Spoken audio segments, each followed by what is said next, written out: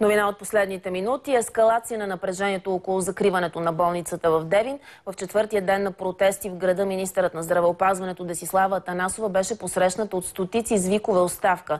Наложи се полицейски кордон да изведе Атанасова до входа на сградата на общинската администрация. Подобни реакции предизвика новината, че министър Атанасова ще се среща с местната управа в сградата на общинска администрация. Стотици разгневени блокираха входа й. Няма да я пускаме вътре. Искаме тук пред хората да приказва, не на скрити врати да приказва. Целият си гняв и емоции тълпата изля на председателя на здравната комисия доктор Даниела Дариткова. Болницата работеше, днеска нямаше да погребам този човек. Днеска да погребам. Мой приятел, заради болницата. Аз се надявам сега да се реализирате върху мен цялата агресия и после да изслушате конструктивното предложение на министъра.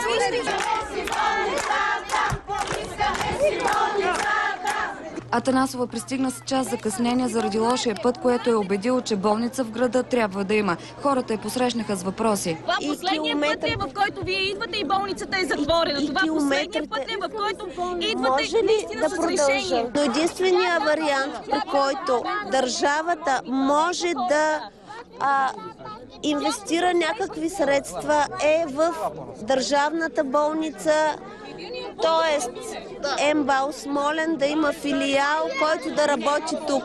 Този отговор на министъра пред журналисти накара напрежението да ескалира.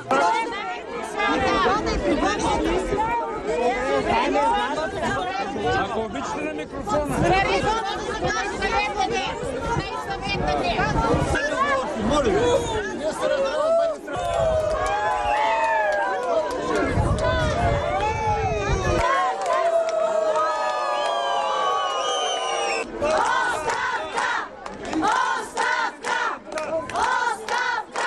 За новините на Нова от Девин, Анелия Веселинова. И още министърът Атанасова сметна, че дълговете на държавните и общинските болници възлизат на 340 милиона лева. Най-сериозните са към доставчиците на лекарства и медицински изделия.